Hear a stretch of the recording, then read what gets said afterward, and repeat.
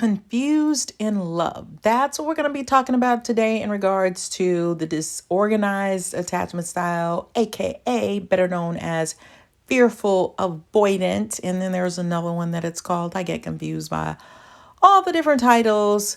But anyway, they are confused in love unless they are extremely lucky. They hit the jackpot the first time and they got the love department right and it just connects and it flows and everything is right.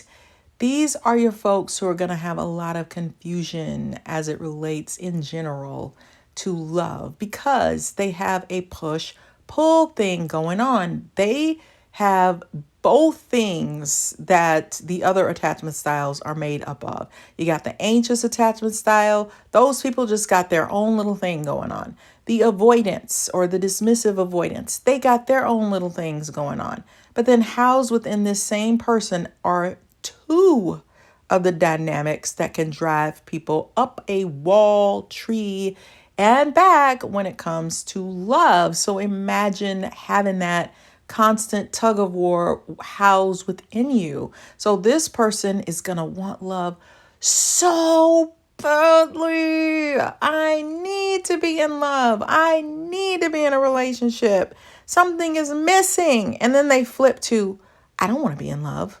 I don't want to be in a relationship. I need to be by myself. I like being alone. I can do what I want, be what I want, act how I want, have my own little weird things going on. I can't handle, and the confusion part is how do you go from I need love so desperately and so badly that I'm just falling to pieces without my person to thinking, I don't know if I can handle being in love. I don't know if I can handle the emotions that comes with it because I'm going to tap into that fearful, anxious side. What if they're not acting right? What if they're they ghost me, they leave me? Because at the core of this person is some fears of abandonment. It's not as deep and intense as somebody with borderline personality disorder. It ain't like that. But it can be triggered and feel pretty terrifying when they are dating, relating, and mating. And in a romantic relationship, it can be very scary to them. So there is this push-pull, this back and forth, this come close to me, get away from me dynamic. They can go into spaces where they feel like, I just need to be by myself because I need to process my thoughts, which is a lot like what the avoidant or dismissive avoidant type feels, where it's an agitation, it's a frustration, I need a moment. Like, I plan these great dates for us. You're coming from out of town, we're dating each other, but I'm gonna need some space in between these two dates. Like, we're going to the museum and then we're going to dinner. Can I go home by myself and you go to your hotel? Give me an hour or two and then we get back together. They can feel this intensity that's overwhelming. Like, I just need some time to process and rejuvenate. And while they're processing and rejuvenating, they can start to feel that, hey, I need to be close to you again. Where are you? Come closer. Come be with me. Then when you're with them and you're all over them, they can feel like, I need space again. Like you coming too close. Like, this feels so good. I can handle being by myself again. And then when they're by themselves again, that's too much. They want to be back around you. So for a fearful avoidant style, it's about finding the balance. And that is not easy for them to do, unfortunately. It can be very, very hard. It can be very confusing. And that's why they will say, if I just had a map to follow, can somebody build me a map and show me how to navigate a relationship? I promise you I can follow it. Why? Because they're looking for security and it's hard for them to find it. They're not very sure of who they are when it comes to love. There can be a very deep-seated insecurity where they're not quite sure how to act in love, what their personality is in love, how they're supposed to be, what is my role? can somebody tell me what my role is in this relationship? What is it that you need from me? What do I need from you? It might help if they understand better what it is that you need or are craving or wanting from them in love, so that they can try to be that, and that will help them a little bit better with who they are and how to act and respond in love. And you might feel like you should know what I want. Not necessarily, because they are sort of skating on both sides of the fence, and the person that they were with before texted every day, and now you're not texting every day. So what does that mean? You want to call me every day, or you want to be around me every day. This other person didn't act like that. That just adds to the confusion, because everybody's wants and needs are a little different when it comes to love. And so if they're coming from one person and that person is like, oh, you're supposed to call me 5 times a day, and now they're with you and you're only calling 2 times a week, that just further it intensifies and activates that anxious side. But then they can also feel like when they are in love and they are in a good space, that I don't really need this. Hey, I'm feeling really secure. So if you do anything to treat me bad, I'm out of here. Like, I can distance myself if I need to. Bye. You want to leave? See ya. And then you leave and it's like, I think I need that person again. So it's very confusing. So if you're with this person, you need to give them reassurance. Reassurance means you're offering something stable in the relationship. There is a pattern that you're following, even though this person can kind of be all over the place, you know? Like, 1 minute they might be super loving and giving you everything you want, and then the next minute they're taking some punches at you, or they're competing with you. Like, I'm going to show you I can beat you in this game. So they're not very, it's like they can be stable, because I think with most of these attachment styles, most people have a secure element in them, including disorganized attachment style. Because if they don't have some secure element of themselves, you might be dipping into a personality disorder, and that is far more difficult and confusing to deal with. Okay, so these people do have some sense of self, of who they are, what they like. So it's not like they are totally like, oh, I have no idea. Can somebody paint an identity for me? They're not like that extreme. It's just when they get into that emotional realm, which relationships are very emotional, it can get a little confusing to them, because they don't want to be abandoned. They don't want you to leave them. They don't want to be rejected. I understand that nobody does, but it's super intense for fearful, avoidant attachment style folks. Correct me if I'm wrong. This is our YouTube channel. That's why I hope you will subscribe, because I want your feedback. I want to know what you want help with, because it helps me to also understand all this stuff a lot better. Because the point is, if you're in a romantic relationship, you need to understand this about yourself, about other people, so that you know what you're dealing with, and so that we can cut out a lot of this confusion. Because a lot of people are feeling confused in relationships because they don't understand their own attachment style and other people's. They just know, why do I feel so confused when it comes to relationship? Why am I running? Your dismissive avoidants are going to be your biggest runners in relationships. Those are your ghosters. But when triggered, a disorganized attachment style, which is the fearful avoidant, can also be your ghosters, where they're like, I'm packing my bags. I got my shoes on. I got my Nikes. I got my running shoes on, my gear. I'm about to run up out of this relationship, because the intensity of the anxiety. I don't know what you're doing. I can't follow you. I feel like I'm about to get hurt. I don't understand your style. Your pattern is all over the place. So before you get me, I'm bouncing.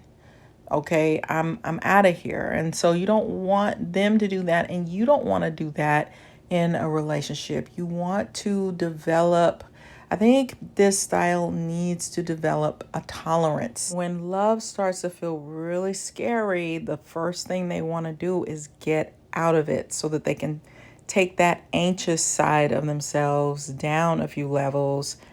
And it's just super scary. Like you feel like, I don't trust myself in a relationship. Am I going to be calling him or her 100 times a day because I'm feeling anxious? And I know that's not the right thing to do, but I feel out of control. So it could be really scary for them to even want to get in a relationship. They kind of need help. They need help in that area. They need a person that feels more secure, who can say, hey, I'm here, I'm steady, I'm stable, I ain't going nowhere. Let's do this. I'm creating a roadmap for us to follow. Let's enjoy each other. I'm here for you. I love you. I'm in this for the long haul. They are your people that need to know. Like, it's hard for a disorganized type. And I'm going to say, especially women, because a women want stability. And not to say that men don't either, but that's a number one thing for women. And so if you have a woman and she is this attachment style, it's going to be, she's probably going to want to start with a guarantee. Which, who can give a guarantee if you don't know each other very well? If you're getting to know each other, you're learning each other, how can you give a guarantee? But that's what they want to start with.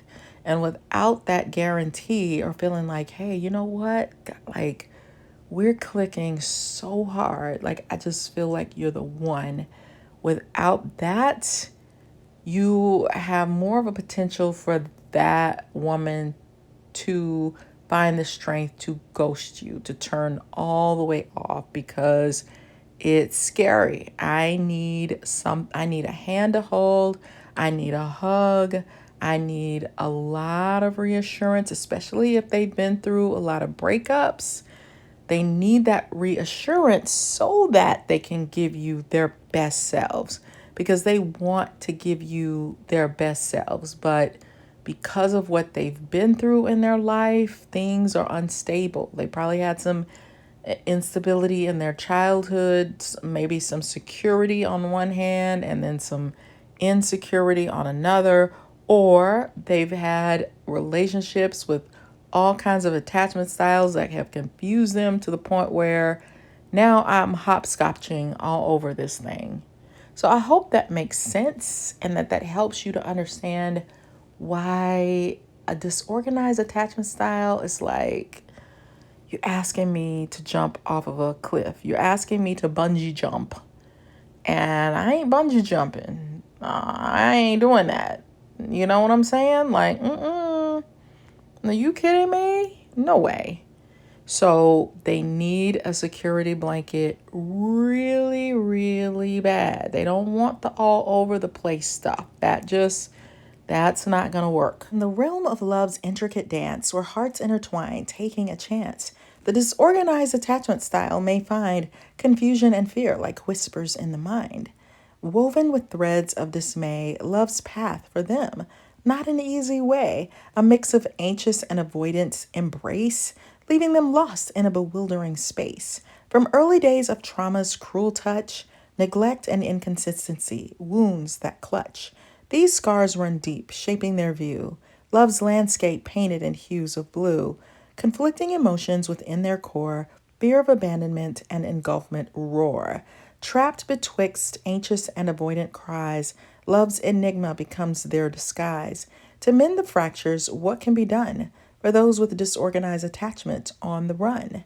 Therapy's gentle touch, a guiding hand, unraveling the past, helping them understand. Attachment-based healing, a soothing balm, exploring traumas, finding a sense of calm. EMDR and somatic work, tools to explore releasing the burdens they've carried before. In self-awareness, a beacon of light, recognizing a pattern shining bright. With knowledge of attachment sway, conscious choices pave a new way. In the arms of supportive souls, they find a haven where understanding is kind. Friends, family, a support network's embrace, a nurturing refuge, healing's gentle grace. Patience, dear one, as you traverse the path of healing, love's universe. With time, compassion, and support's embrace, secure and fulfilling love you'll surely trace. So fear not, dear heart, through confusion may reign. The disorganized attachment style can find solace again. In the realm of love, where shadows may dance, hope awaits, offering a second chance. So I wrote that to say that it's okay to need support. It's okay to not have it all figured out. It's okay to learn or relearn how to be in love. It is scary to a certain degree, probably for most people or a lot of people. So it's okay to need to figure it out. It's okay to ask for what you need. It's okay to express your feelings of fear and anxiousness and tell your partner, hey, this is what I'm needing. This is a little scary to me. I'm trying. Listen carefully to the poem. You hear laced in it tips to help you so that you can move forward and get better and heal and enjoy your relationship, because I want you to enjoy your relationship. That's the main purpose of it, is to enjoy, to have companionship, to have someone that you can trust. And there are people out there who want to give that to you. They want to give you a soft place to fall. They want to be your companion. They want you to trust them, that they're going to always be there and be steady and stable. And they want you to enjoy that and not spend so much time second guessing, freaking out, like what's happening now? Like, I don't trust this. Working on that they are stable and that they're there for you. So let me know what you need. I've written some books to help you. One of them is from ENFJ with Love, which is about the 16 Myers-Briggs personality types. And I think it's important for a disorganized type to understand themselves and others. And so this will help you tremendously. I also wrote a book about love that's going to help you to heal and understand yourself better and get the love that you want. And then I wrote a book for those of us who have had to deal with really difficult people called narcissists. They can be tough, and so you've got some support there. I will put the links in the description box. Go ahead and subscribe if you haven't, so that we can do this journey together. Like the video, and I will see you guys on the next one. Thank you. Bye-bye.